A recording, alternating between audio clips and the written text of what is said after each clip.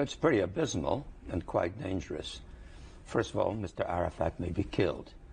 The report we just heard talked about the possibility of people being extracted from his office, from his immediate environment. There probably would be resistance to that. If he is killed, Mr. Sharon can then claim it was an accident. Secondly, the whole thing is degenerating into more widespread violence between the Palestinians and the Israelis, and that's deplorable. Thirdly, I think Israel's international position is very badly damaged. A country which started off as a symbol of recovery of the people who were greatly persecuted now looks like a country that's persecuting people, and that's very bad. Do you think this could spin out of control? Well, it could spin out of control, and in the meantime, the United States and Israel are increasingly isolated internationally. This could hurt our ability to conduct the war on terrorism.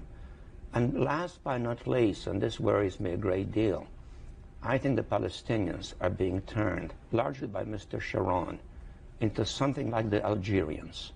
People absolutely determined to wage urban guerrilla warfare brutally, ruthlessly, at any cost, at enormous self-sacrifice. And the Israelis are becoming increasingly like the white supremacist South Africans, viewing the Palestinians as a lower form of life, not hesitating to kill a great many of them, and justifying this on the grounds that they are being the objects of terrorism, which is true.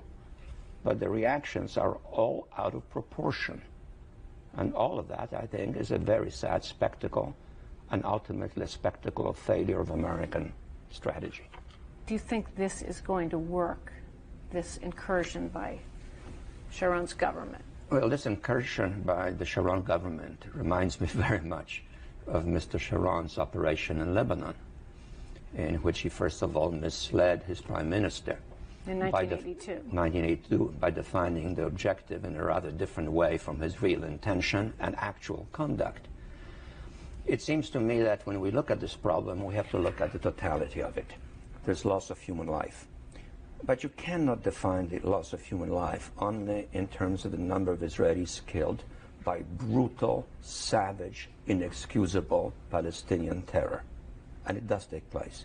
The fact of the matter is that 3 times as many Palestinians have been killed, and a relatively small number of them were really militants. Most were civilians.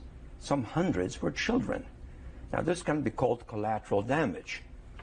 Maybe it can even be ignored. But that, in a way, symbolizes the problem, that one side feels that only its victims are victims, and the other side feels the same way. Now, if we're going to move towards a solution of this problem, we have to think of it as a political problem which cannot be solved unilaterally by one side alone.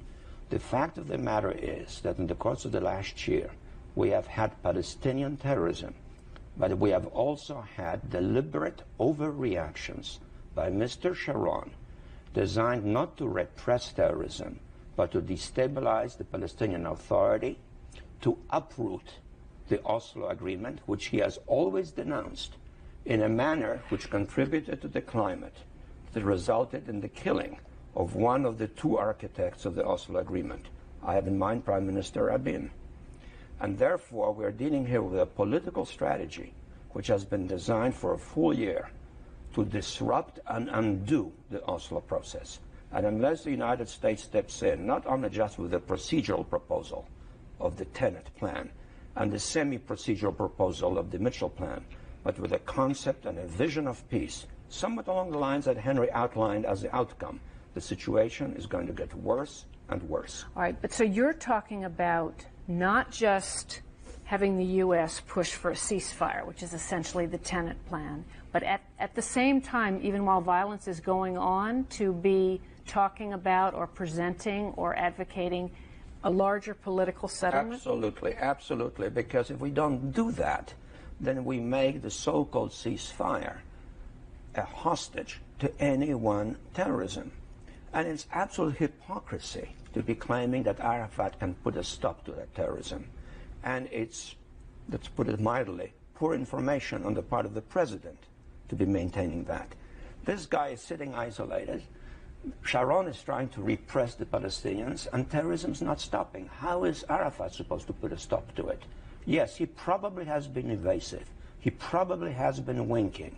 But the fact of the matter is that his ability to control the situation would be greatly increased if there was serious movement towards political process, towards a political settlement, and if the United States took the lead.